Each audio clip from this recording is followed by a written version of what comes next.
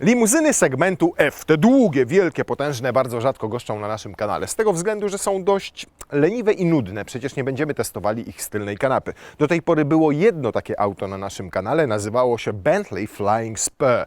A dzisiaj w garażu stoi drugie auto z tego segmentu, tak zwany japoński Bentley. Oto i on. Lexus LS 450H. Tak? 500H, właśnie.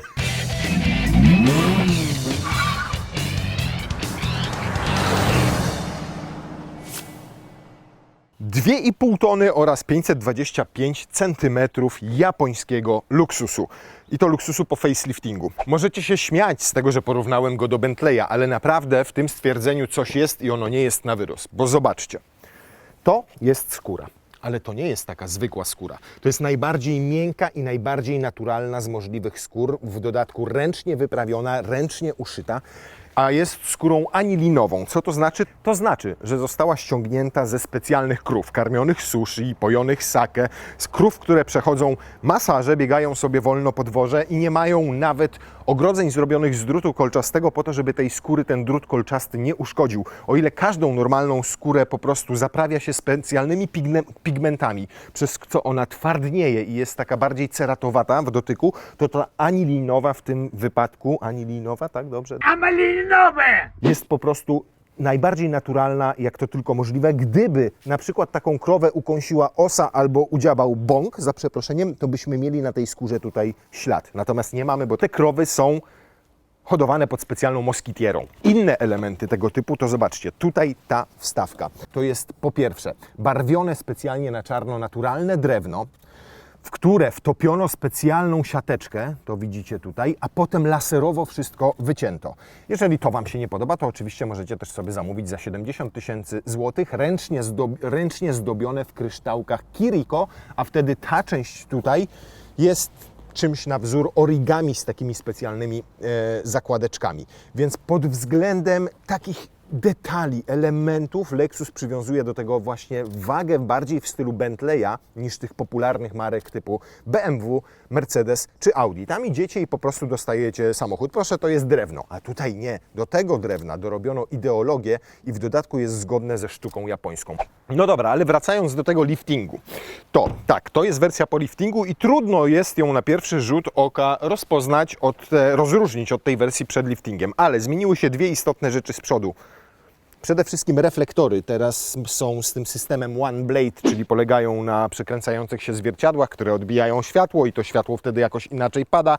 No panie, taka technologia. Zmieniono też nieco, przekonstruowano grill i sam Lexus nazywa ten grill grillem w kształcie klepsydry. Jakby chciał podkreślić, że ten samochód nie ima się go upływający czas. To są 20-calowe felgi aluminiowe, ale polerowane, dlatego tak się świecą. Co ciekawe, możecie te felgi w tej wersji Ono Temashi, którą tutaj mamy, mieć w kolorze grafitowym. Kosztują dodatkowo 2000 zł. Są trochę inaczej skonstruowane, ponieważ ich rdzeń tam w środku zrobiono w taki sposób, żeby jeszcze zminimalizować hałasy dobywające się od kół, bo to, na co również postawiono bardzo duży nacisk podczas liftingu, to wyciszenie całego nadwozia. Jeszcze bardziej, żeby w środku było jeszcze spokojniej. I zwróćcie uwagę na tą rzecz. W każdym samochodzie ten słupek, który tutaj jest, delikatnie wystaje poza szybę i powoduje opory powietrza i hałas. Zobaczcie, tutaj macie to zlicowane z szybą. To jest niesamowite. Stąd tutaj nie dobiega Was żaden hałas. I to samo jest tutaj na tym słupku. Dopiero ta srebrna ramka wokół szyb jest takim elementem wystającym, ale i tak hałasy są tutaj zminimalizowane. I to Lexus praktykuje w zasadzie od samego początku istnienia LS-a, a to był w ogóle pierwszy model, jaki Lexus wyprodukował. Jako że mamy tutaj hybrydę, to bagażnik tylko pokażemy tak dla jasności, żebyście widzieli, jaki jest, bo ma 450 litrów, nie jest to za dużo, ale umówmy się, takim samochodem głównie się dojeżdża na lotnisko, a potem gdzieś dalej leci. Trochę więcej zmian w ramach faceliftingu zaszło we wnętrzu. Bo mamy przede wszystkim, to jest najważniejsza rzecz, nowy ekran multimedialny, do którego możemy podłączyć Apple CarPlaya albo Android Auto. Jednocześnie odsunięto go bardziej w kierunku kierowcy, żeby można wreszcie było go obsługiwać dotykowo. I jednocześnie go lekko nachylono I zobaczcie, o ile w większości samochodów zawsze kawałek tego ekranu zasłania już część szyby tutaj, to tutaj postarano się o to, żeby go maksymalnie obniżyć, żebyśmy mieli całe pod szybie widoczne i to, co się dzieje przed samochodem. Inna zmiana, cyfrowe lusterko, które jest już na przykład, nie wiem, w Toyocie RAV4 albo Highlander. Dzięki temu, jak z tyłu siedzą pasażerowie i są zagłówki wysoko podniesione albo zasłonięta roleta tylnej szyby, bo tutaj to mamy, to widzimy to, co dzieje się za samochodem. Bardzo istotną zmianą to jest ten przycisk tutaj, który pokazuje fotelik. Ten tutaj fotelik, a w zasadzie dwa przyciski, ten i ten tutaj z boku, bo o ile w poprzedniku, żeby dostać się do ogrzewania foteli, albo do regulacji foteli, albo do masażu foteli, to musieliście przeklikiwać się przez menu i to nie na ekranie, bo on nie był dotykowym, tylko tutaj z touchpada. A teraz wystarczy, że klikacie sobie taki fotelik i proszę bardzo, macie wszystko. Regulacja fotela pasażera, kierowcy, funkcja masażu. Zobaczcie, ile ma możliwości regulacji sam fotel kierowcy. Zagłówek, boczki, podparcie tutaj boków, podparcie tutaj w siedzisku boczków, tylko i wyłącznie górna część fotela regulowana, lędźwie, tutaj dół samego fotela, czyli tak tutaj dokładnie lędźwie, tutaj bardziej środek kręgosłupa i tutaj jeszcze obniżacie samą poduszkę tutaj tylną w samym fotelu, więc jakby to pomnożyć, podzielić i tak dalej, to wyjdzie na to, że macie możliwość regulowania fotela w 7834 kierunków. Jest też oczywiście funkcja masażu kierowcy, masażu pasażera, masaże są też na tylnej kanapie i o ile te masaże to jest zawsze takie kurna smyranie was źdźbłem trawki, to tutaj to wygląda tak, jakby wam ktoś uładował normalnie pięściami całe uda i całe plecy, więc działa to naprawdę świetnie. Same fotele również przekonstruowano, zmieniono w nich piankę i wykonano ich z trochę innych materiałów. Nawet zadbano o to, żeby te przeszycia nie były zbyt głęboko. Zobaczcie, jak one tutaj są, te przeszycia na wierzchu w zasadzie i są mięciutkie, po to, żeby uzyskać tutaj jednocześnie ładny wygląd, ale też taką gładką powierzchnię, gdzie nic nie będzie wam się wpijało. A i to podobno ma troszkę inny kolor, bardziej zlicowany z całą resztą. No dobra. O, tutaj nie zmieniono nic. Jak już mówiłem, mamy wersję Onotemashi. Omotenashi. Łomo? Tutaj na tylnej kanapie zmieniło się niewiele albo w zasadzie nic. Oprócz tej nowego koloru tapicerki, która nazywa się Hazel, no i tych bardziej miękkich foteli. I bardzo dobrze, że tutaj nic się nie zmieniło, bo rzadko które auto, nawet w tym segmencie, ma takie możliwości. Jeden przycisk. I zobaczcie, co się dzieje z przednim fotelem. Nawet składa mu się zagłówek. Przesuwa się do przodu, maksymalnie pochyla się przednie oparcie. I jak on już sobie to zrobi, pojechał, patrz ta, cudownie, nie? To wtedy ja mogę sobie tutaj swój fotel na przykład ustawić, o tak, że pojedzie mi do przodu, ja będę miał wygodniejszą leżącą pozycję i dodatkowo sobie podniosę podnóżek. Proszę, już wyjeżdża. Oprócz tego, że można go regulować. Oj, zaczynam mieć trochę mniej miejsca. Oj, dobra. I teraz uwaga, jeszcze mogę sobie podnieść zagłóweczek w górę. O. A teraz pozostaje mi już tylko i wyłącznie włączyć sobie masaż. I jak sobie włączam ten masaż, to zobaczcie, całe ciało uproszczone, ogrzewanie miejscowe, górny obszar ciała. O, co silny. Zaintrygowały Cię masaże, już żeś wsiadł, co? Na fotelik. To macie, zobaczcie, możecie sobie całe ciało rozciągnięcie, ale oprócz tego jeszcze włączacie sobie ogrzewanie miejscowe i wtedy macie wręcz taki masaż jak gorącymi kamieniami. One nie dość, że Was ugniatają, to jeszcze podgrzewają Wam te punkty, w których Was ugniatają. Podoba Ci się? Poczekaj, włączę też Tobie, bo lewy też ma. Całe ciało, Ty wolisz odświeżenie, z tego co czuję, nie? Macie też oczywiście, roletki w drzwiach i zobaczcie, nie tyle, że tutaj jest ta roletka tylko w głównym oknie, jest w tym trójkąciku tu oraz, uwaga, w tym najmniejszym z tyłu tutaj również. Jakby ktoś, nie daj Boże, chciał do Was podlecieć i tam Was podejrzeć, Pana Prezesa. No i poza tym sterujecie sobie audio, bo to przecież Wy zarządzacie tym, jaka muzyka leci, albo Wasze dzieci ewentualnie, które tu siedzą. Możecie sobie sterować lampeczkami, jest też tylna roleta w tylnej szybie. No i oczywiście jest sprzęt multimedialny, tu jest odtwarzacz DVD, z którego nawet Blu-ray.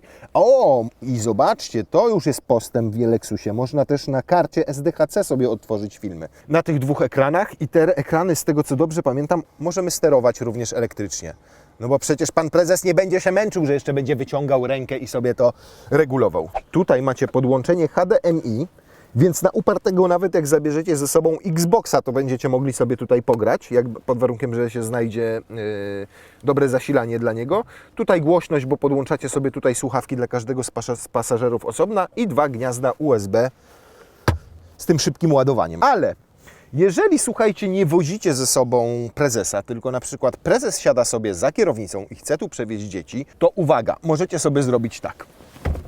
I macie 5-miejscowego Lexusa LS, co w tym segmencie przy takim ustawieniu foteli i takiej regulacji też nie jest oczywiste, bo zazwyczaj macie do wyboru albo 4-miejscowe auto i tutaj konsolę środkową rozbudowaną do obsługi na przykład tych foteli, albo 5 miejsc, tyle że wtedy musicie zrezygnować na przykład z elektrycznej obsługi. Czy życzysz sobie, żebym pozostawił to w takiej pozycji, to byś mógł wygodnie kręcić?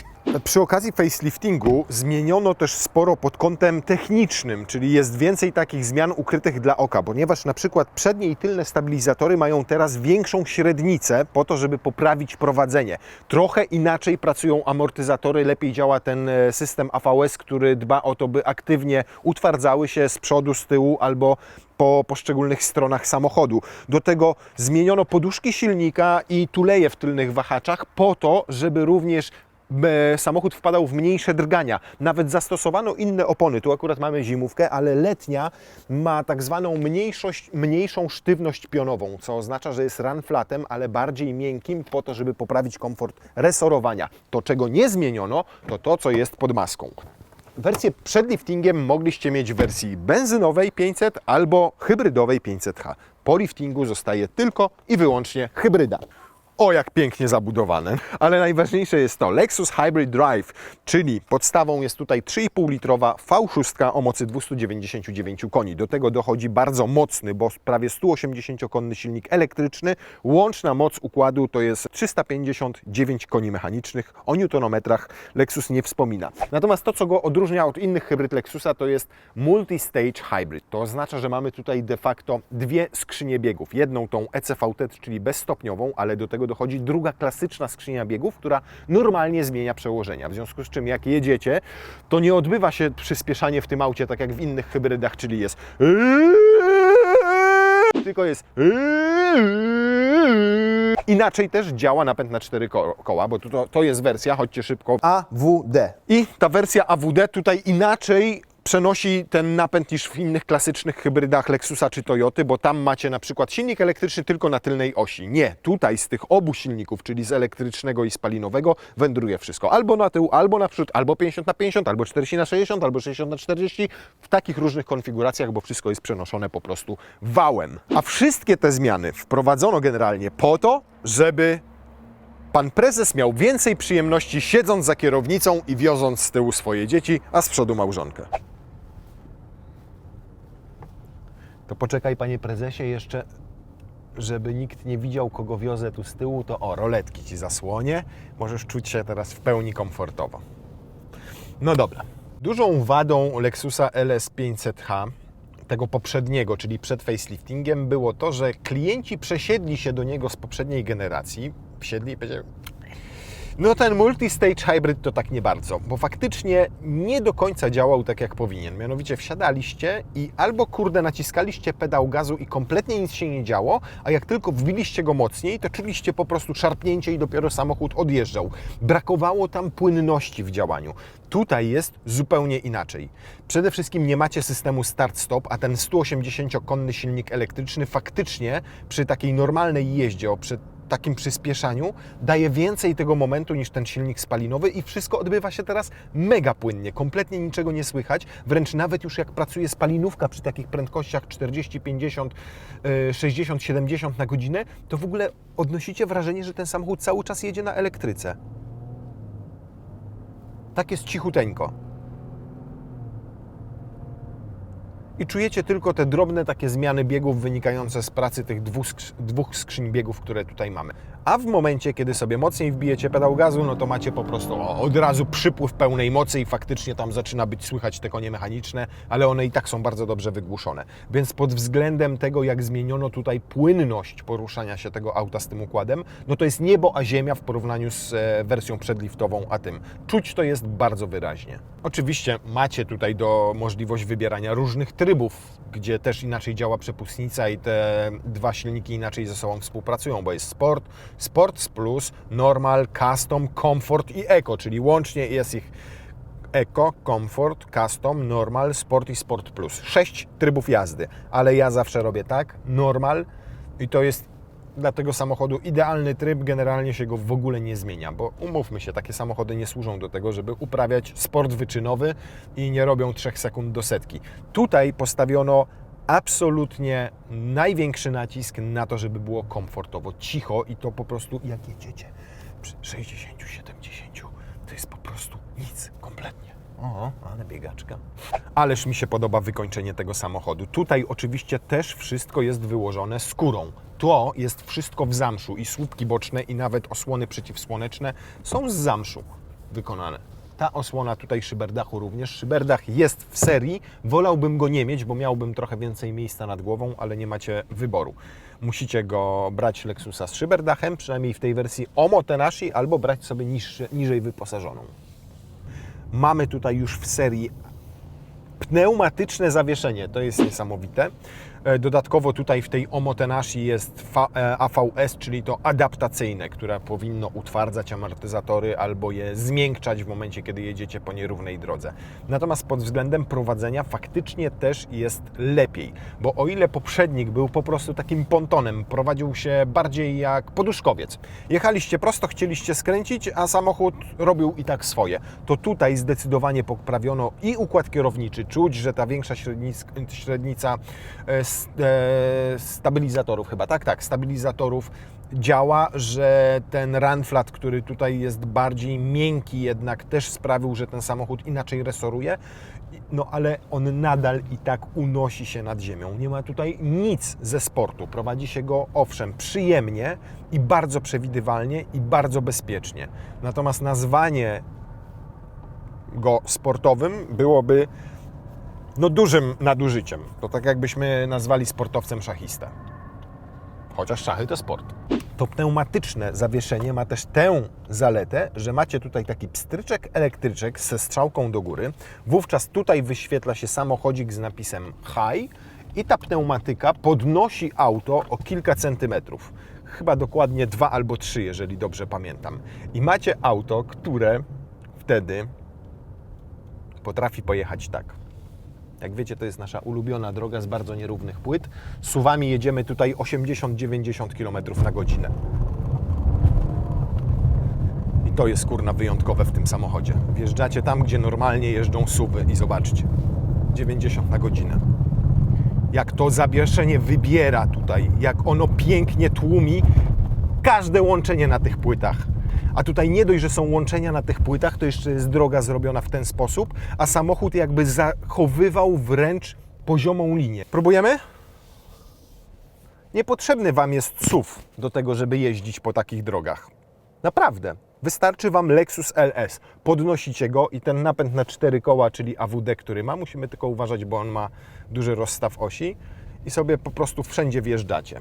Bo ma już tak wysoki prześwit w tym ustawieniu, że naprawdę nie ma się czego kompletnie obawiać.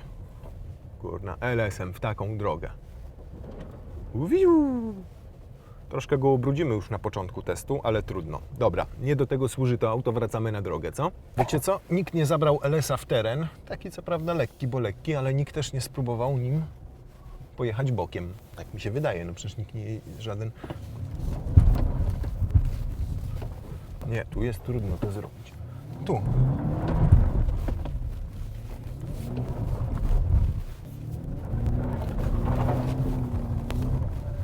Ja pierdzielę. Nie pojedzie bokiem. Ma tak sprawny napęd na 4 koła, że go od razu wszystko prostuje. Większej wiochy jeszcze nie widzieliście, wiem. A jakbym miał wskazać jedną rzecz, która we wnętrzu mi się nie podoba, to na Boga. No naprawdę? Podejrzewam, że chodziło o to, że są raz, dwa, trzy okrągłe pod rząd przyciski. Ale z drugiej strony jakość na przykład tego tutaj, tak jak takiego pokrętełka, słuchajcie, z jakim ono oporem pracuje, to na dole też, to tak przeskakuje delikatnie, to pracuje z lekkim oporem. Nawet to, jak tutaj wciska się te przyciski, to czuć jest w tym wszystkim po prostu dużo wyższą jakość niż w normalnych samochodach. I nie podobają mi się jeszcze te zegary. Tutaj macie te dwa analogowe pokazujące, czyli wskaźnik poziomu paliwa i wskaźnik rozgrzania silnika. Natomiast no, są czytelne, owszem, ale brakuje tutaj choćby najprostszej możliwości konfiguracji. Fajnie by było, żeby to był już jednak większy ekran, taki bardziej współczesny, jak w innych samochodach. No ale okej, to są niuanse, jeżeli chodzi o samo wnętrze i jego estetykę. W wersji po liftingu znalazł się też ten przycisk. Nazywa się to Advanced Parking.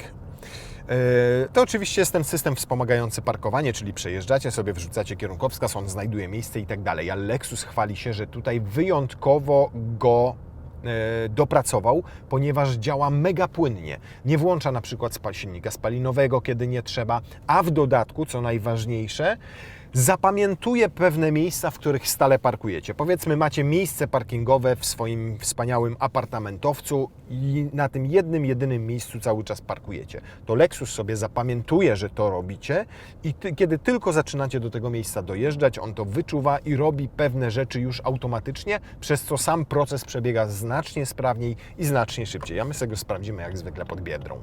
System Advanced Parking niedostępny. Why? Why is that, my friend? O, wybierz i proszę bardzo. I sobie zaznaczamy. Równoległe? Nie, chyba nie równoległe. Jakie mamy? Takie, dobre, tak? Dobre. Hamulec nie został naciśnięty. No, nacisłem hamulec i co? Nie, no jadę i szukam, tak?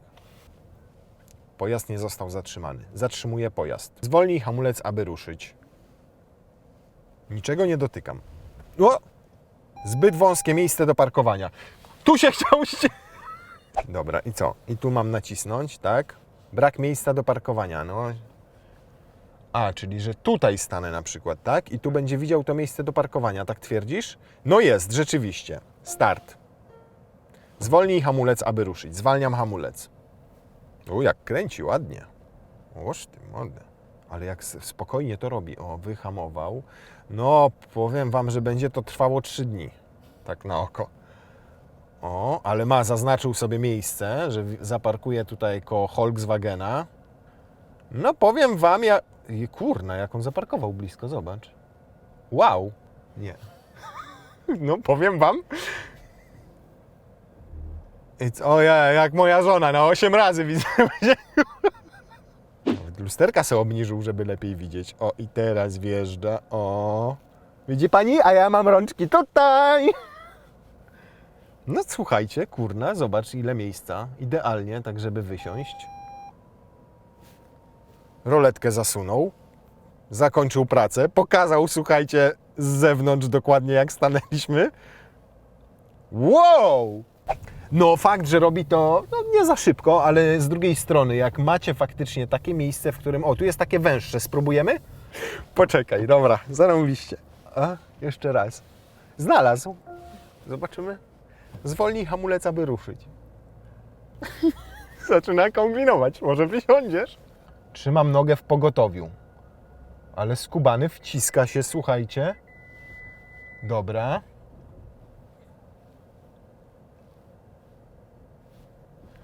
Przepraszam Pana bardzo, to nie ja mam rączki tutaj. Musi Pan chwilę cierpliwie poczekać.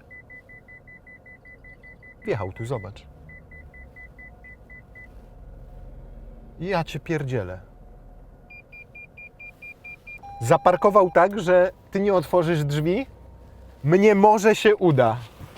Powiecie, że to bezużyteczna funkcja? Kurde, powiem Wam szczerze, jakbym żonę wysłał takim LS-em i jej pokazał ten przycisk, obsługa tego jest banalna. Po prostu trzeba tylko znaleźć sobie miejsce, w które on ma wjechać, żadnych kierunkowskazów, kombinowania i tak dalej.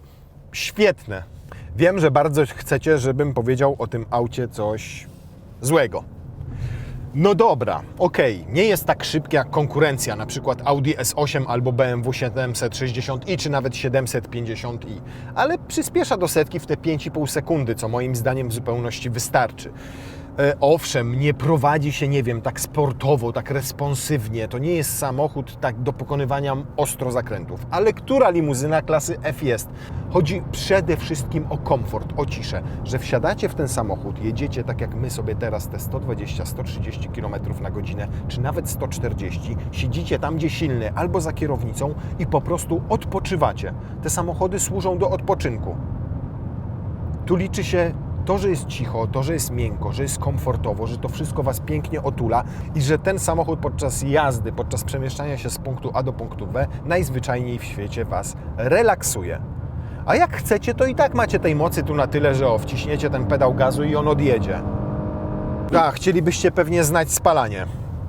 Powiem Wam szczerze, zupełnie mnie to w tym samochodzie nie interesuje. Lexus mówi, że to 9-10 litrów. Podejrzewam, że przy takiej normalnej, codziennej jeździe to będzie 11-12. Ile teraz mamy z tych szaleństw? 17,7. No i co się stało? Dobra. Specjalnie na życzenie silnego, który zakrztusił się w momencie, kiedy zobaczył spalanie z tego ostrego przyspieszenia, zwariat w tym terenie, no to co? No 360 koni trzeba czymś karmić, no na Boga, nie jest to żaden jakiś wielki wynik. O, teraz jedziemy 119, 120. Dobra, włączmy sobie tempomat. Oczywiście tu jest ta najnowsza generacja Lexus Safety System 2 plus do kwadratu, pierwiastek, w nawiasie coś tam jeszcze i ma tutaj wszystko, czyli robi to, co inne Lexusy. Sam skręca, sam hamuje, sam przyspiesza, sam sprawdza, czy za Wami nic nie jedzie i tak dalej, i tak dalej. No wszystkie szmery i bajery. Przy 120, proszę bardzo, 7,9, 8 litrów. Jest to po prostu poziom limuzyn tej klasy, tyle że z silnikami diesla o podobnej mocy. Reasumując, a nie, jeszcze mamy zrobić to 5,5 sekundy do setki, tak? Resetujemy to. 5,5 sekundy według producenta. Oczywiście wejdziemy sobie w Sport Plus, zaburzymy trochę to ładne spalanie 8,4 litra, ale...